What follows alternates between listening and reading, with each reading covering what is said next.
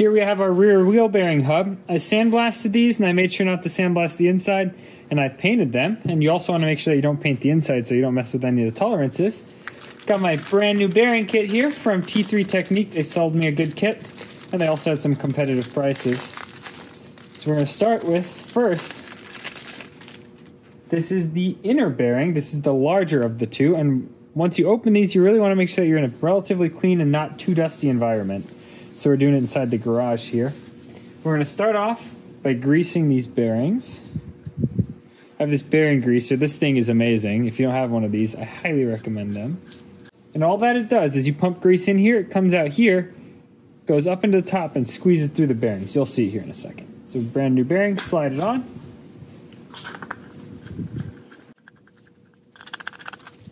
Try to kind of keep it centered. If not, it's not the end of the world. It'll center itself. There we go. Bearing is in there. And now you can see how it'll start coming out right here. I have my new grease in the grease gun. We're going to empty out any that we don't want real quick. All right, my new red grease is coming out now. That's pretty good. Stop. And now we're going to pump this thing full.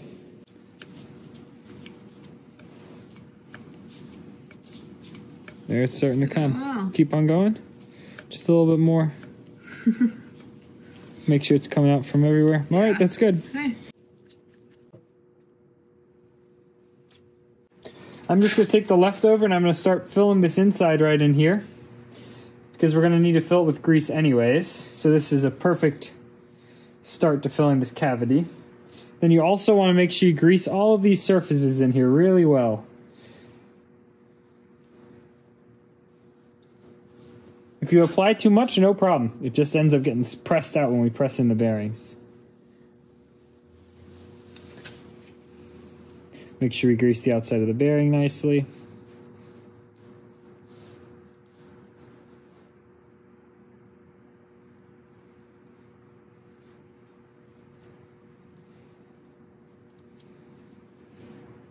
All right, now that everything's nice and greasy, let's press this thing in. There's no real side that matters for it, so I'm just going to press it in like this. It's best to press these things in. You don't really want to hammer them.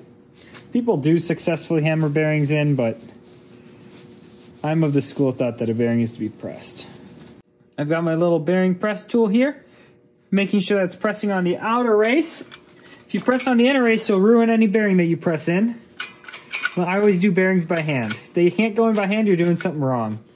So this bearing, the inner bearing, as one could say, you need to press until it comes to a stop. I can still go by hand, but with the tool it'll go just a little easier, so we're going to switch to the tool. So it's getting a little hard to pump, so I always give it just one more pump for good measure, where it gets a little bit of pressure applied. Make sure it's seated. Back off the pressure. Now it's time for the circlip. Before we insert the circlip, we're just going to apply a little bit of grease to where that circlip would be seating right in here. Keep everything nice and greased. Now we can grab our circlip with some pliers.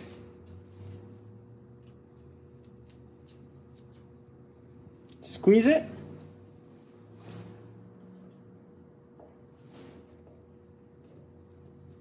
And insert it just like that. Going in was a lot easier than taking it out, that's for sure. Get a little bit more grease. And now comes the grease seal. So now what we need to do is just carefully press this on in. Before we press it in, grease it. Grease this lip. And also grease the inner lip. You say, why should you grease the inner lip right now? Good question. Because by the time you have everything put together, you're going to be so excited to insert that rear axle, you'll forget to grease this inner lip. Then you're going to ruin your seal.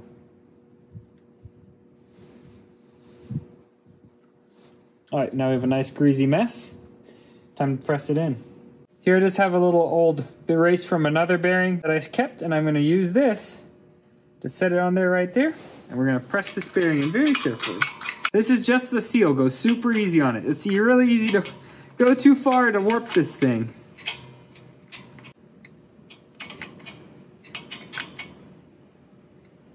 Just a little bit of pressure right there, that's already enough. We don't want to destroy our grease seal. All right, this side is now complete, so I'm just gonna wipe off some of this grease right here just to clean up our work a little bit. Now let's flip it over to the other side.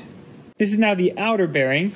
This has a few little features, as one could say, that are not properly described in the manual. Someone on the Samba really made a good post about this, and I'll make sure to link it as well. But the key is that you actually can't press this bearing in until it stops. There's nowhere in here where it'll stop. So if you look, you just have this little race right here, but then there's no place for it to stop like the other bearing there. So you basically just kind of press it until it just goes in all the way. So you have to be really careful. I'll show you a little bit more closely as we're working through it. The next thing that I'm going to do is actually install this axle. So I have it right here. I painted it also. And I'm going to grease this up now. So we can pump some grease on here. Spread this grease also over the sealing surface here. Just like that. I'm just going to grease all this up real quick, just so that there's a layer on here. Even though we're about to put a ton of grease inside this sucker. But this is so that we don't tear up our grease seal as we insert the axle. Okay, nice and greased. Let's carefully insert it here. Now we just need to press this axle in there just a little bit to get through that bearing. You shouldn't have to press hard at all. If you have to press hard, you'll ruin your bearing.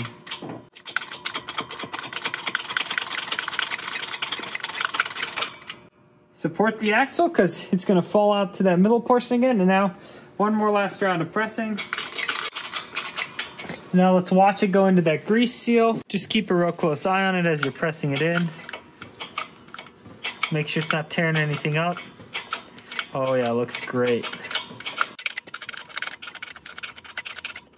With our stub axle in place, now we can put on the spacer sleeve. So the older vehicles, I don't exactly know which year, but it's mentioned in the manual, have a thinner spacer sleeve that you need to replace. So if your spacer sleeve is not 5.4 millimeters thick, mine is, then you need to buy a replacement one. They're pretty readily available.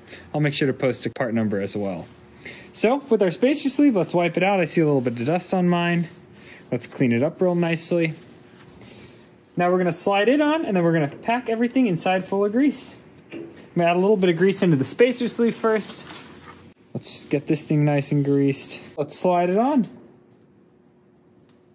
Beautiful. It's seated in there. Now we need to fill that cavity with grease. This is why I'm using a grease gun and not just one of those tubs of grease. So we're going to insert that, and you're just going to pump. There you go. Keep going.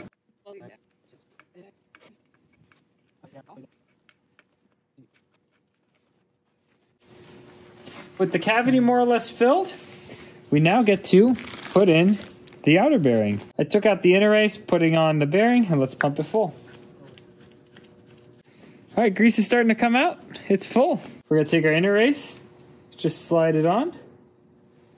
I'm gonna slide on this bearing as well on it. We're gonna just insert it as a unit. So what I'm gonna do now, since I already filled all this with grease and I can't exactly see how far to press this bearing in, I'm just gonna push this inner race in until it contacts that spacer sleeve. Because this race is what's going to make contact with the spacer sleeve. Now we're just going to carefully press this bearing in until it's basically flat with that inner race. So I'm afraid if I put this bearing on, the inner race is going to contact these bearings a little bit and it's going to go on crooked and just mess them up. So what I'm doing is I'm just going to use my old inner race. Now that bearing goes on perfectly. Press it in, then I'll pull off this inner race again. The perfect template is always the old part, so we'll put that in here. And let's build a stack of stuff. Add some more things to the stack. And again, we're not going to go too far with this thing.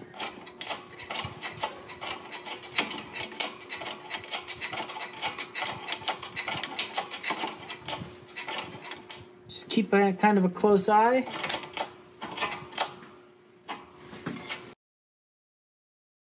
You can see the final product. It's pressed in just flush with the race.